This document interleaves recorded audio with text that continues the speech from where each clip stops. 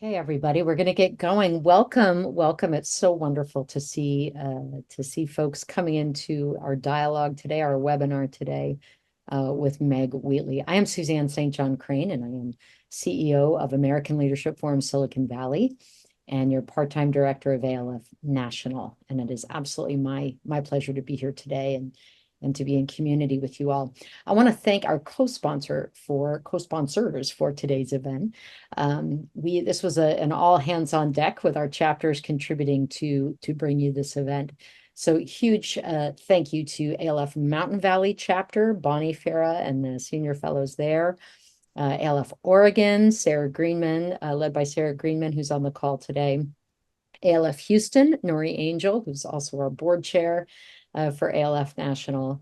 ALF Silicon Valley participates as a co-host, and of course, ALF National, the volunteer board members who make up ALF National, along with the chapter executives from our 8 chapters. So for those of you that are unfamiliar with ALF, I know this is an invitation to ALF senior fellows as well as those that are friends of ALF. I just want to share a little bit about what ALF is in case you're not familiar. Our work really is to join and strengthen diverse leaders across sectors to serve the common good. We create and nurture networks for good. We're over 40 years old now as an organization. We have over 5,000 graduates, senior fellows from our program in 46 states. And our fellows program is an invitation-only experience that puts accomplished leaders across sectors in relationship and dialogue together in order to raise our own human consciousness and help us make decisions that benefit the whole. So a little bit about ALF, what we're up to, what we do. So invite you, if you're curious, to reach out to learn more about our offerings and about our organization. So we like to begin our gatherings like this with a land acknowledgement, and I appreciate what Allison is putting in the chat here with a prompt for folks to share who they are, their class, where they're from. So we would like to begin with this land acknowledgement as a way to recognize our interconnectedness and responsibilities across history and in our multicultural community today. Across Silicon Valley in the Bay Area, we are on the land of the Ohlone, and others joining from across the US are on other tribal lands. So this is a moment to thank the past, present, and future generations of these tribes. And as we gather for the purpose of leadership for the common good, let us remember that to create a truly inclusive community and democracy, we must work to unpack our history of colonialism and dismantle current systems of injustice so that all people in our communities can thrive. Thank you. So for those of you that aren't familiar with ALF, most times, we start our gatherings with a check-in, which is really a chance to say what's in our, in our hearts, on our minds in this moment. So we're going to do a variation of that in the chat real quick, just to honor that practice that we have. So you've shared your name and region, but what I'd love you to do too is just share that one word or phrase. That's how you're walking into the space today. How are you coming into the space today? What are you holding? So that we can honor you, know you a little bit better. So happy to see folks starting to do that now. So unlike some of the other gatherings we've had in the last couple of years, I'm going to do very little talking, and we are going to very little interviewing and coordinating. We are really handing the reins over to our esteemed guest and teacher today. And to do that, I'm going to invite the executive director of ALF Oregon, Sarah Greenman, who's also the vice chair of the ALF National Board, to introduce our wonderful Meg Wheatley today. Sarah. Thank you so much, Suzanne. As Suzanne said, my name is Sarah. My pronouns are she and they, and I'm the executive director of ALF Oregon and the vice chair of ALF National. It's such an honor to introduce Margaret Wheatley. I begin every day at ALF Oregon with Meg Wheatley because her words are posted right here above my desk. And she says, the things we fear most in organizations, fluctuations, disturbances, imbalances are the primary sources of creativity. The world in which we lead is ever changing, y'all, and Meg reminds me and us to embrace the change as a generative source rather than something to fear. So thank you, Meg. Meg has worked with leaders globally since 1973 and before then as a consultant, senior level advisor, teacher, speaker, leader. She has worked with all levels, ages, and types of organizations, leaders, and activists. For 3 years, she advised the Army Chief of Staff, General Gordon Sullivan. For 10 years, she advised the director of the National Park Service, and for many decades, she has supported Catholic nuns in major leadership roles. She has been honored for her pathfinding work by many professional associations, universities, and organizations, including the International Leadership Association's Hall of Fame. Meg has written 12 books, from the classic Leadership in the New Science, which I saw mentioned in the chat here, to her newest book, Restoring Sanity. ALF National is thrilled to partner with Meg today in offering this opportunity to gather, to exchange ideas, and tune our leadership towards sanity, creativity, kindness, and generosity.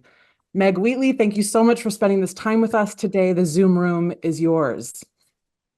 Well, thank you. Wouldn't it be a good thing if we could create more generosity, creativity, and kindness and know how to bring that out? So that's what we're going to talk about, how we restore sanity. And I expect this may be slightly different, but of course, I don't know who other teachers, speakers have been for you. But I labeled this an inquiry, and I was quite serious in using that term because I want to go as deeply as possible within a limited time frame to really inquire about your leadership and from many different ways. So I hope that you had a chance to complete the questionnaire or the self-assessment of how is my leadership being changed during this time. And if you didn't do it before, we will at least refer to it now. And then I'm going to give you another series of images about potential leadership for you to just uh, watch what it evokes in you. And then we'll have one small group conversation in dyads of two people. So you can really start to evaluate how are you being changed by this time? And where are you now in your feelings about leadership? Now, my purpose for this is to really awaken us to what I consider to be the most noble form of leadership in an impossible, chaotic time. So, Sarah, I think I may want to give you a different quote for your mornings because I certainly, I think we're into an experience of chaos and uncertainty that is profoundly different than anything we have experienced ever before. And all of my work now is focused on this. How do we restore sanity by really creating a means for us uh, to create these refuges, these islands of sanity? I'm going to talk about all that.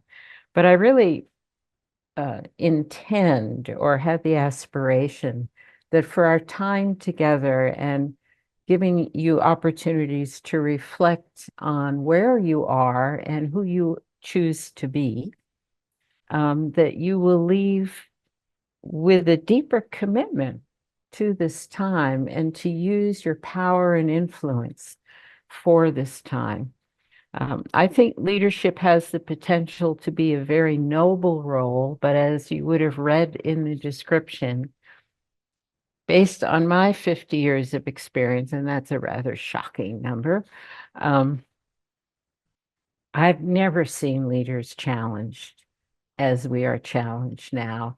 We have to deal with human disasters, of which there are increasing number of wars and famines, and then natural disasters such as, I mean, just went on in Houston, those of you from Houston, I'd like you to actually think for a moment. How many of you have recently experienced a natural disaster that just upended everything? And if you could, I'm going to go on gallery views. So if you could just raise your hand, or how many of you have been affected recently, like in the past, I don't know, I could say week, but I'll stretch it out to a month, by events beyond your control. Is this a, yeah. So maybe a fourth of you, maybe a third of you, and I would raise my hand also. Um, so when I say that leadership has never been more difficult, what I'm actually referring to is events beyond our control can just upend all our plans. Political decisions can destroy our work and funding and what's happening to people at work, people in our organizations. We're going to talk about that because these are things over which we have no control. Yet I'm assuming because you're part of ALF and because you're here today with me, that you are still seeking a path of meaningful contribution. Is that correct? Yes, that's why we're here. And this is precious time. I want to honor not only the peoples who came before us and endured and endured and endured and are still here. That's become a common phrase among Indigenous people that I work with. We're still here. So that's something to notice. But I also want to honor you for actually being curious and open and interested in who you might choose to be as a contribution to this time. So we're going to talk about all this. And first, I want to give you, I'm going to go to PowerPoint very briefly. So here's the definition of sane leadership you may have read. And I want to point out this beautiful image is actually Mary receiving the message from Gabriel. It was the time of the Annunciation. So I find it particularly moving that are we willing to accept a different role for ourselves? I'm not equating us to Mary, please don't go there, but you know what I'm speaking about. So saying leadership is the unshakable confidence that people can be generous, creative, and kind. And our role as leaders is to make this operative, to create the conditions so that these innate qualities can become manifest. Now, let me unpack this a little bit. It is necessary to be willing to have confidence in people's capacities. These capacities are innate. Without a doubt, there's not a single person in the world who, in the right circumstances and conditions, like all other human beings, could be generous, creative, and kind. But these days, in our workplaces, in our communities, in our politics, in our families, there's a lot of evidence to the contrary. But we must develop this confidence if we're to do the extremely hard work to persevere in the midst of opposition and obstacles and separation and fear that just drives people into the worst behaviors. So our role as leaders is to create conditions. We have to believe that if we try our best, that people may show up. And I label this an inquiry because so much is unknown about how people are going to shift and change. But who do we choose to be? So here is just the most gorgeous quote from Viktor Frankl, who brought us logotherapy and the role of the fundamental role of meaning in our lives after his death camps experience. I hope you all have read Man's Search. Man's Search for Meaning, because it is the most powerful book I think that's ever been written. It's now even in a child's edition. But what he wrote, he defined something. Now, it's so much talk about freedom these days and people insisting that I need my freedom. Well, this is the last freedom, and everything can be taken from a human but one thing. The last of the human freedoms to choose one's attitude in any given set of circumstances, to choose one's own way. Another way to say that is our last freedom is to choose to use our consciousness and our awareness and rise above the present moment and make choices that are of benefit. So we're going to look in detail at these three choices that are in the subtitle. Now, you may recognize this from Close Encounters of the Third Kind, or you may recognize it as Devil's Tower. But I've been taught now by my own teacher, this is Mato Tapila in Lakota, and it was the site of 11 tribes who would journey from afar to come and receive visions here and to think about the future. And it was sacred to 11 different tribal nations. It's in Wyoming. So what we have to do is three things. This is being committed to be waking up, becoming aware, not to become aware, but this is the most important part of my work these days. We want to become aware and awake so we can figure out how best to contribute. It's not for personal gain, personal peacefulness, personal satisfaction. It's so we can figure out how to make the best contribution given changing, chaotic, upending, and even violent circumstances. So, three steps. The first is to face reality. This is why I want Sarah to possibly choose a different morning inspiration. Reality is terribly harsh, isn't it? I don't know how the strength of your own emotions, but I work with a global community of people, and we have learned to face reality. And to face reality, we have learned we have to learn how to deal with our grief, our sense of betrayal, our despair, our overwhelming moments of sadness. We learn how to work with these emotions. We learn to expect them. They're not problems. They're not even personal. If you're awake to this world and you're willing to face reality, then you are going to encounter the strongest emotions of your life. But we want to be there for people. And so we learn how to face reality so that we can claim a role for ourselves, so that we can use our leadership. And I'm asking us, actually, I'm not even asking anymore. I'm saying we've got to do this, people.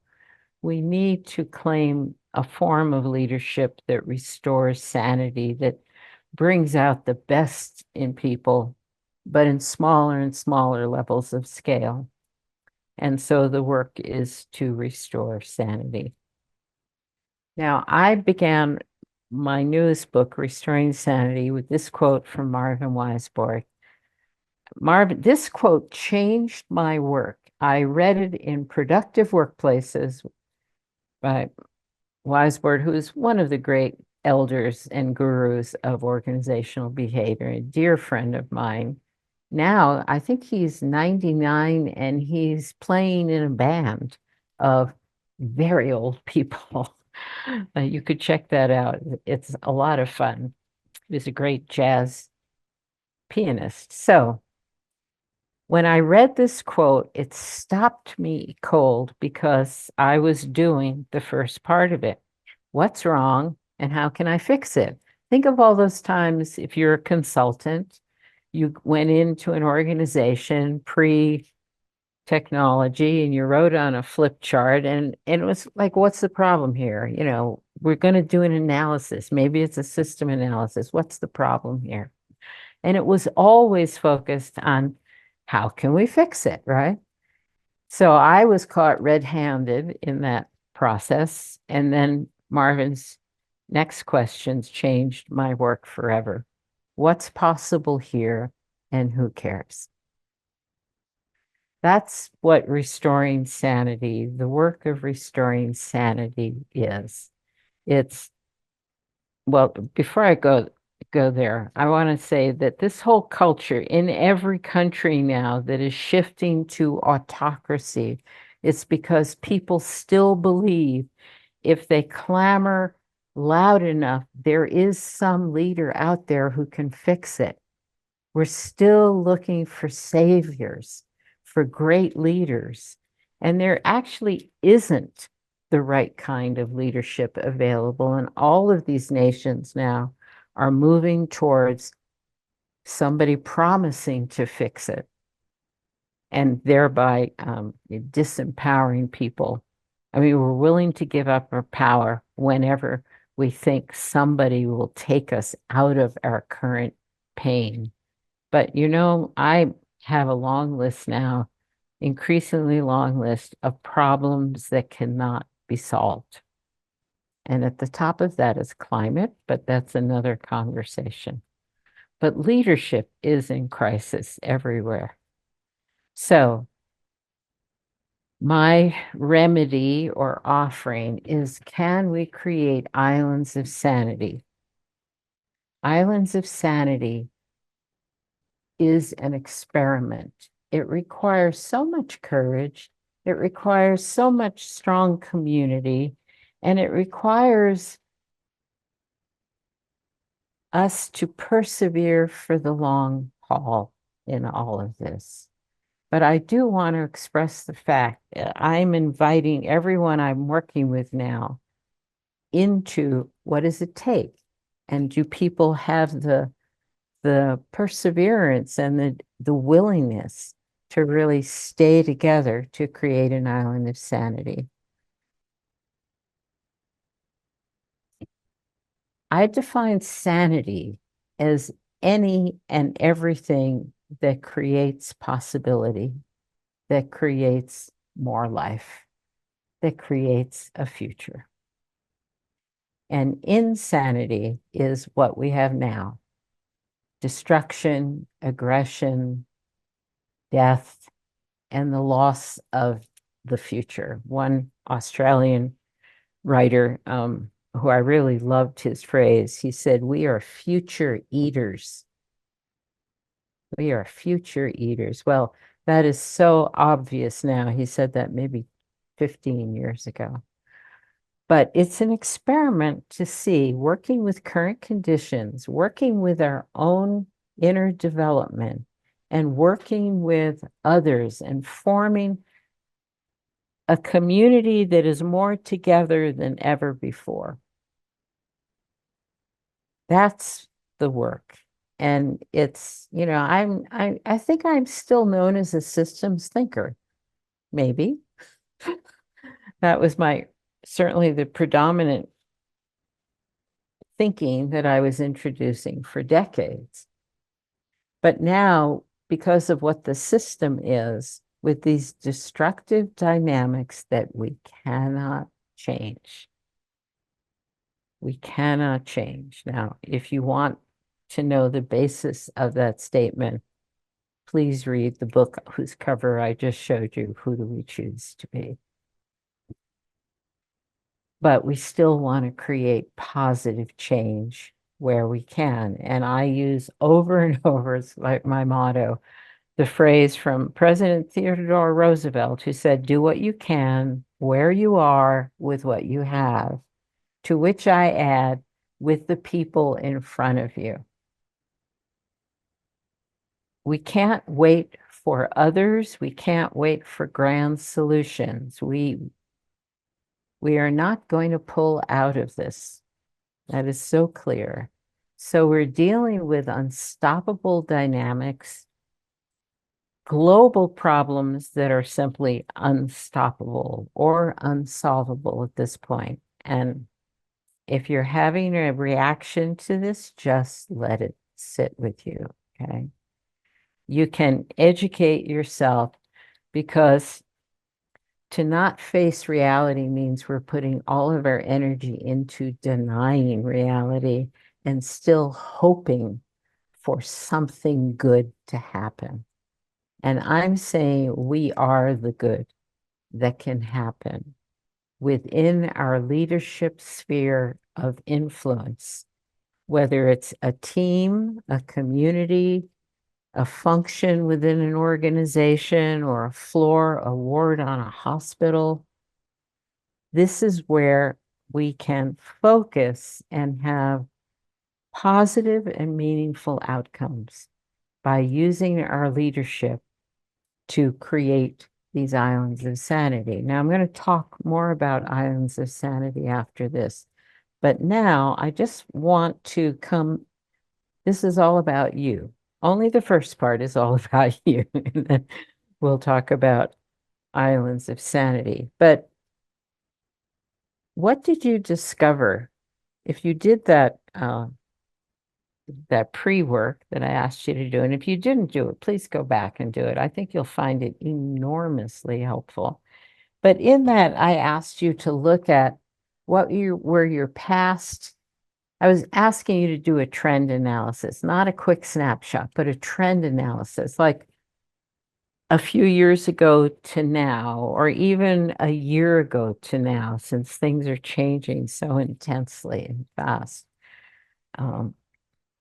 What did you discover in terms of any changes, like your level of patience, your level of trust in others, your level of confidence in yourself?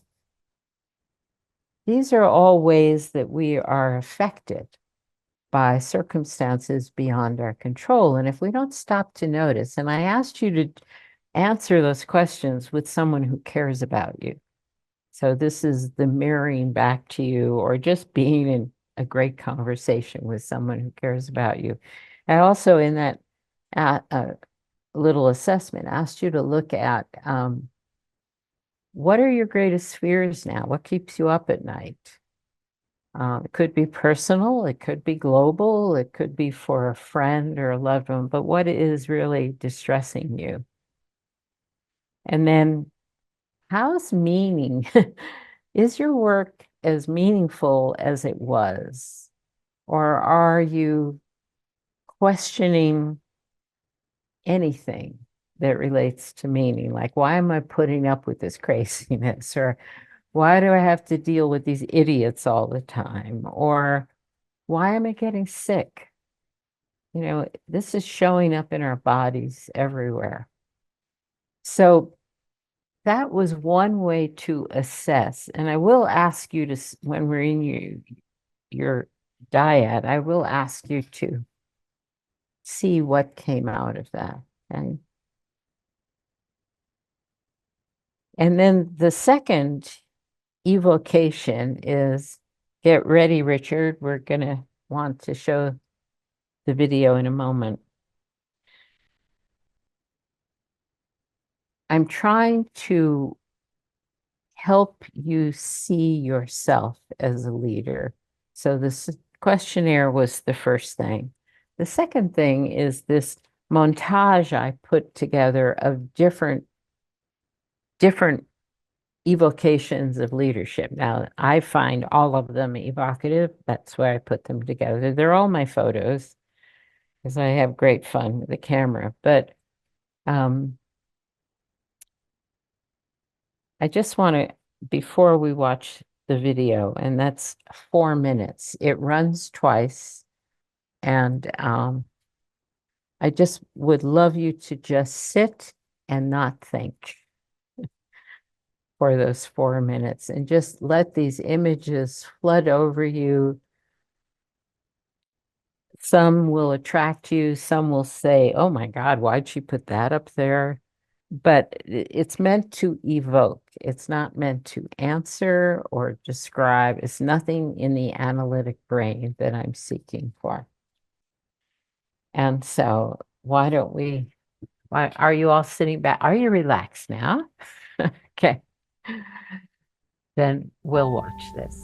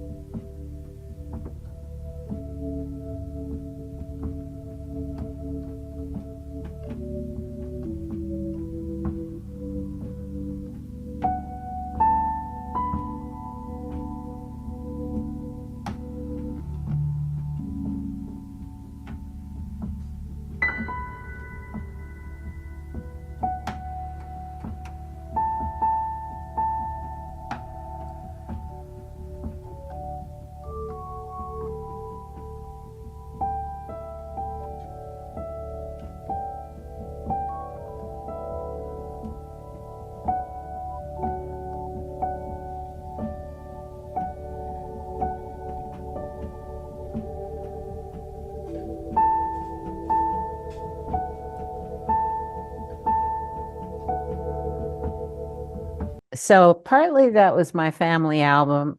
You notice those beautiful little children, all grandchildren. But I'm going to ask you now to be with uh, one other person. Let me share a screen and give you you're going to meet with one other wonderful person for 10 minutes. So to keep track of the time. And from what you noticed about yourself being changed as a leader, and now, right now, from the images of leadership that most got your attention, that you're still thinking about, that you remember, please have a conversation. Share your personal reflections on what you are noticing about your own leadership. Please go as deeply as you can. And this is a wonderful opportunity. We're embodying a quote I just recently heard from James Baldwin's great work of the many years ago. James Baldwin wrote, "Not everything that is noticed can be changed, but nothing can be changed until it is noticed." So this is the beginning of your or deepening of your clarity about your leadership, where you are now, how you've changed over time, and what sort of images you most responded to. Well, welcome back. And now we're going to take a few minutes just for any of you who would like to make a comment or raise a point. We're going to have a Q&A at the very end. But I'd love to get a sense of what you discovered personally, looking, evaluating, assessing, noticing your leadership at this point. So we'll just take a few minutes for this. But all right, if there's no one else, we're right on time to move into my explanation of why I have focused on islands of sanity. And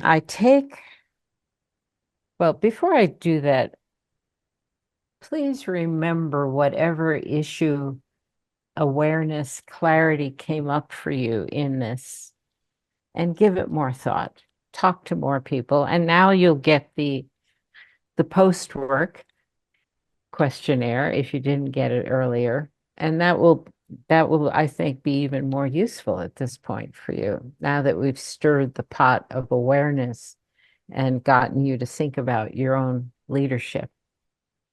So I became focused on Islands of Sanity from observing how much destruction was going on with good leaders.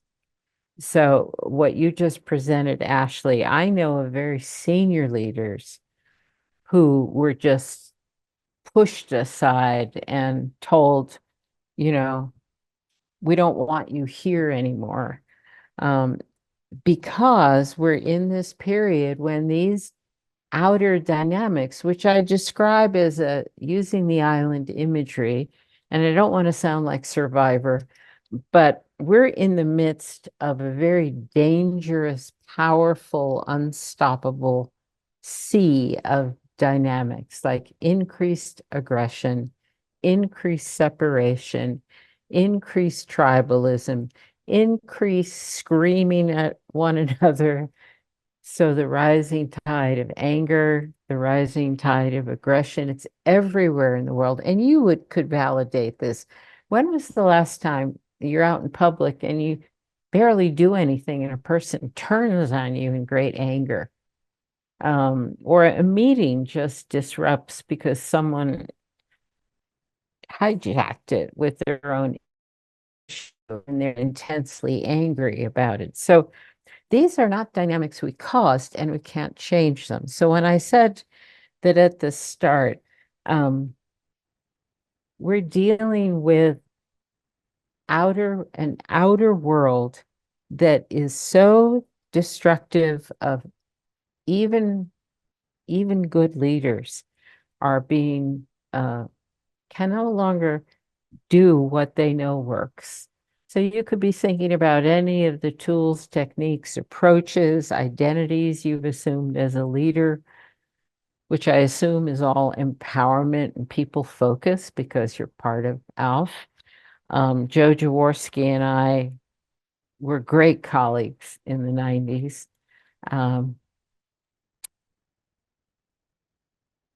How hard it is now to do good work to do good leadership that works well, right?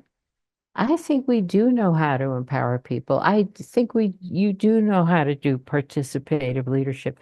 I think you do know how to engage people in change efforts or in new projects or whatever. We learned all of that. I mean, many of us have been at this for years. It was the outer environment, this toxic sea that I often now describe as a tsunami, that led me to want to describe places of refuge and possibility that I'm calling islands of sanity. It's very difficult work, but then I learned after getting onto this that nature has led the way. Nature creates what biologically are known as refuges.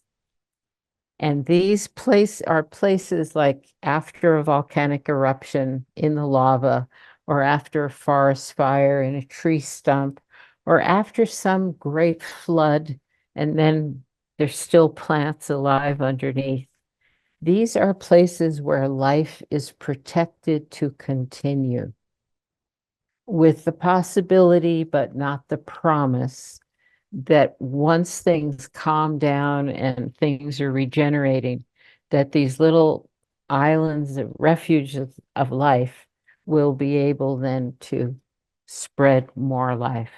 I don't know if that's possible, but what I do know is possible is that more and more people are seeking places of refuge, but are also places of possibility. And that's what I'm calling islands of sanity.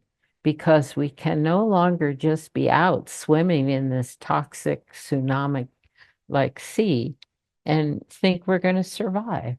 So we need one another. We need community. Now, you know as well as I do how many people now are seeking community, but how few people actually know how to do that now, because the dynamics are about disintegration and separation. So we're just being like the rest of life and Mother Nature, of creating these places where possibility can still happen. And the way we do that is by creating enough protection where we can at the borders, keeping out the destructive dynamics. But more and more, since I'm working with school systems, you can't stop those destructive dynamics that are happening now,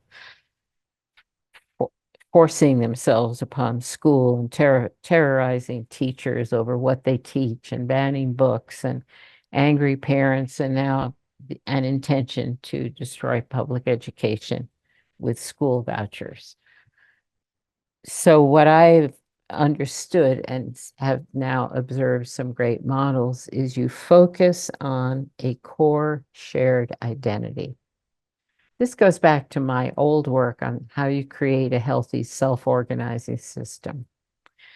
Everyone shares in the identity, and then from there, people are free to make their own decisions, but always referring back to the values, the purpose, the mission, the way we do things around here. That's how you create a coherence at the core that is an organizational identity. That is what keeps people together. That's what keeps people on course. And you'll get the URL for my website, but I've written extensively on this in the past. But what's needed now is for a community of people to realize, oh, we have to stay together. We can't just be casual about community at this point. We really have to be there for each other.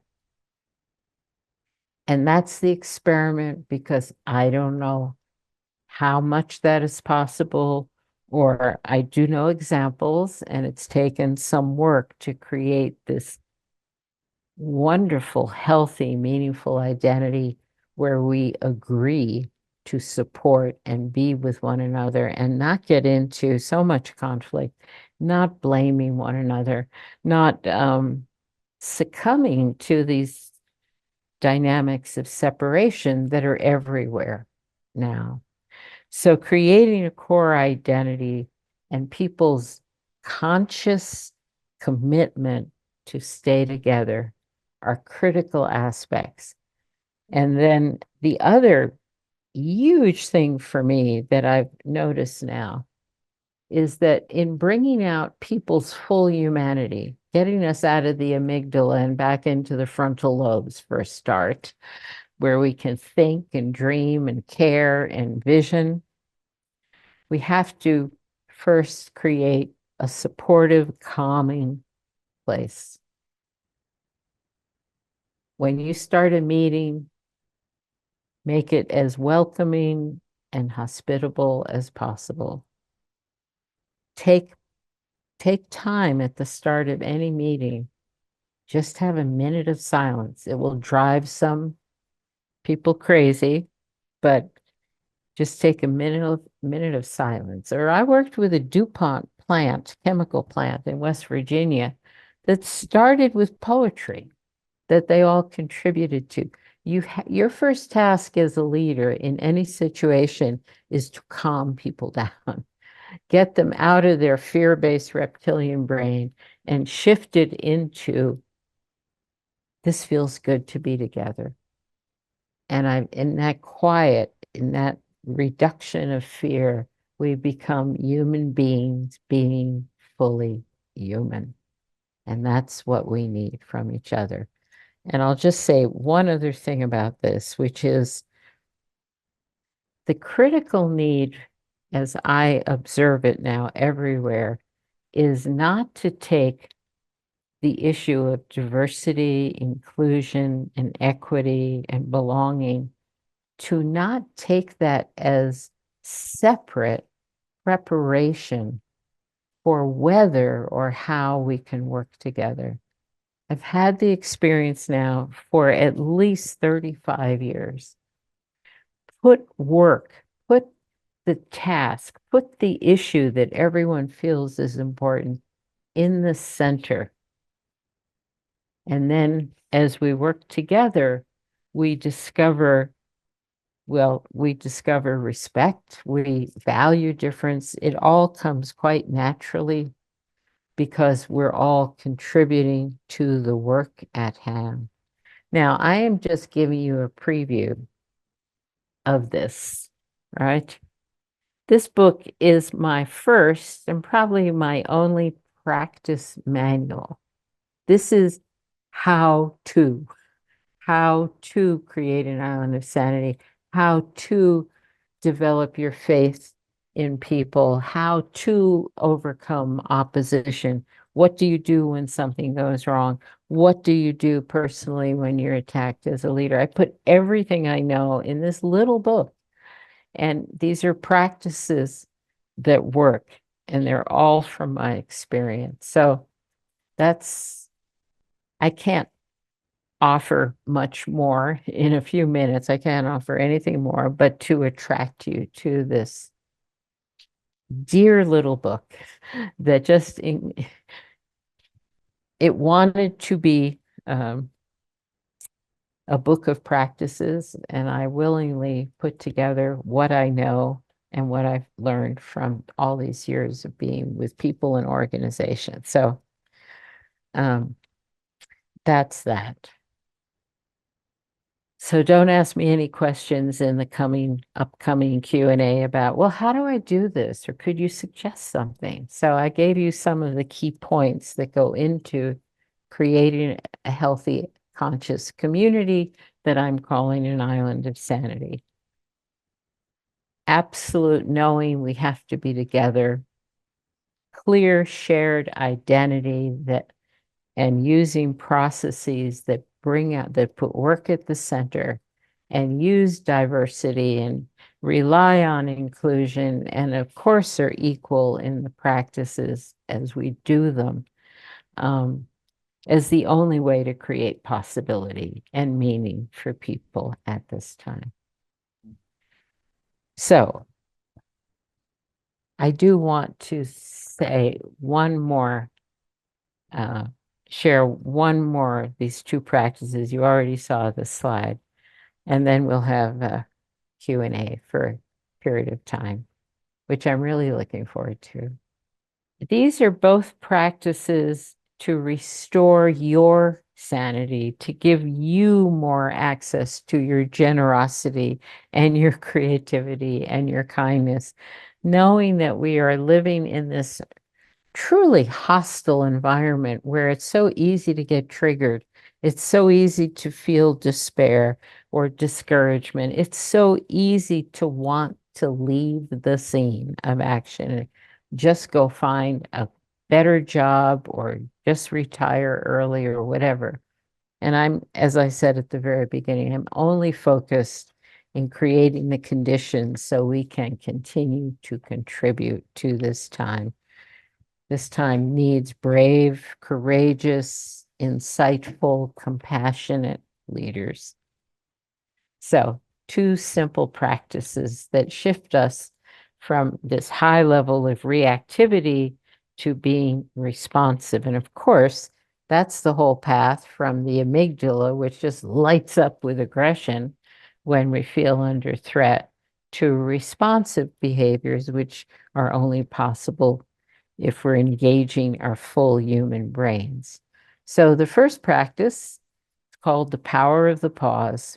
Quite simply, pay attention to yourself so that when you notice you're getting triggered, now I'm saying this very briefly, I actually teach this over time, but when you notice you're getting triggered, or you notice suddenly you're flushing or your stomach is clenching because of the situation you're in, stop.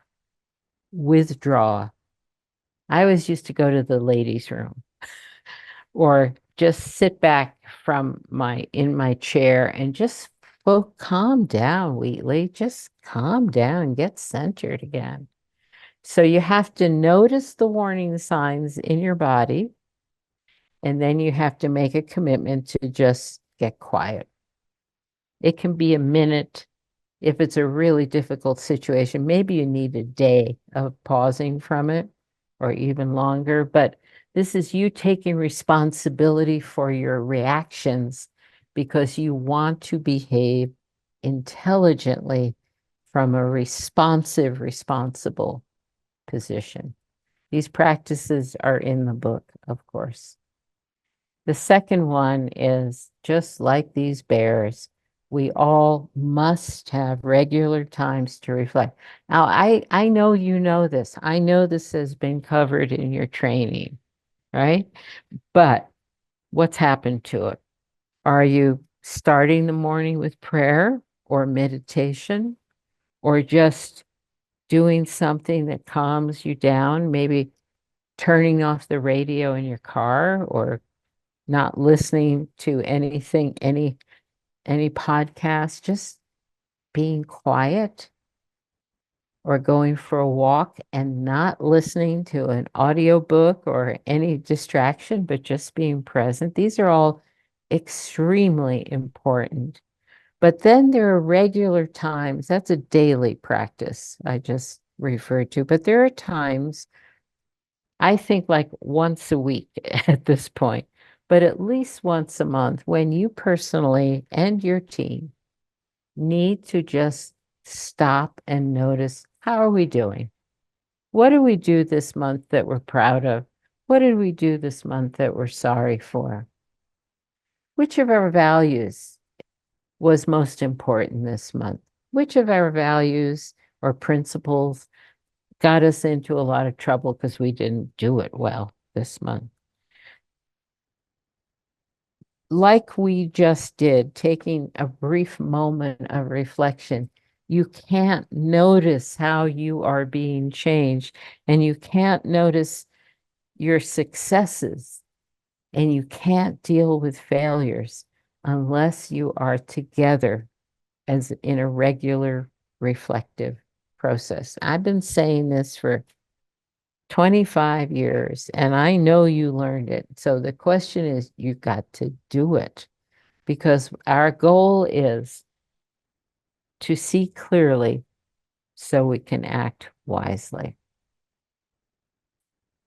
We cannot discern what would be useful contribution if we are not taking time to reflect on what we're doing and what we're learning. We are the only species on the planet, even though we have the highest form of consciousness and caring comes with us as humans and compassion, but we're acting like reptiles right now.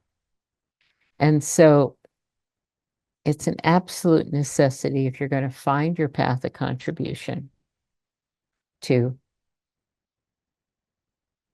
take time to reflect. This isn't just time to reflect, to think.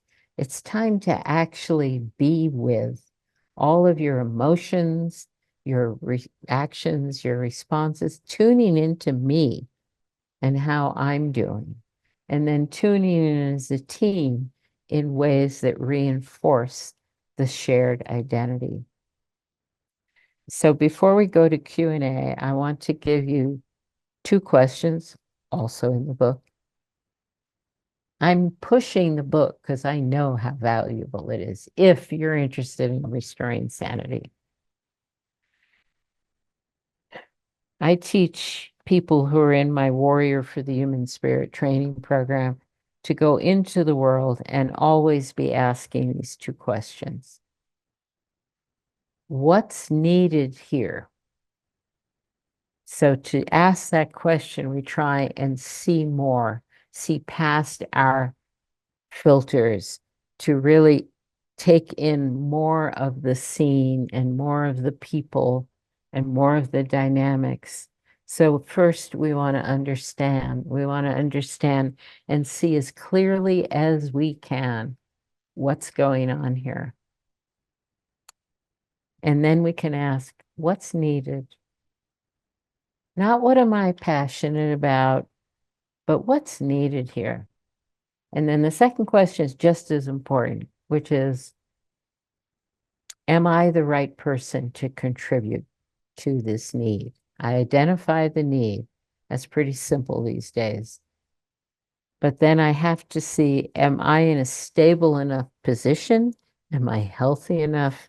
Am I grounded enough? And do I have the right skill set? So I'm not adding to confusion or neurotic behavior or craziness. I'm really going into this as a well-grounded, sane person. But you could try this right now, this week, to, in any situation, step back from it and ask. You could do this in a troubled meeting where there's a lot of conflict, and you're suddenly not protecting yourself, but you're asking, what's needed here? What would be a good intervention? What would be a good thing to say that might shift the energy, that might move things along? And do I feel I'm the right person to offer that? Sometimes that's courage, sometimes it's confidence, but sometimes it's common sense to not be the one who offers an intervention. And you're all wise enough and experienced enough that you've learned that the hard way. I'm sure we all have.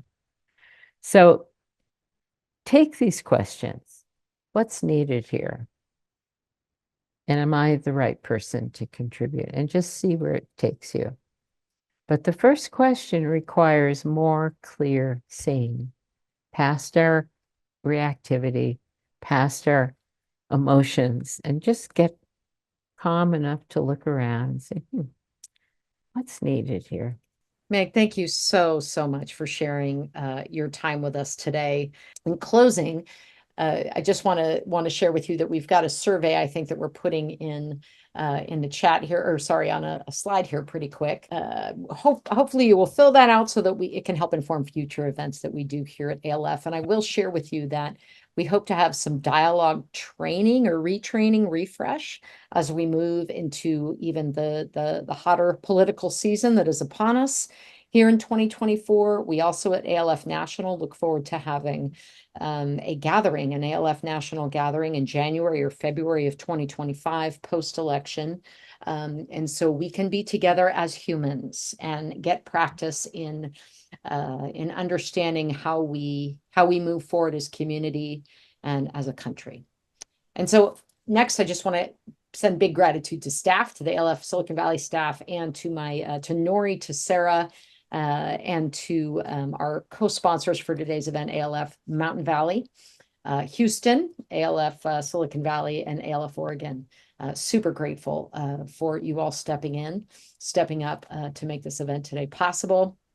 And make sure, if you're a senior fellow, that you're on ALF Connect. Do you know we have 1,200 people now that are on ALF Connect?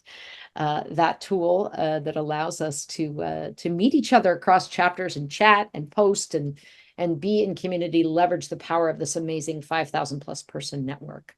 So thank you so much. And most of all, just a huge shout out again. Thank you, Meg. Thank you so much for sharing your time, your wisdom with us, your experience.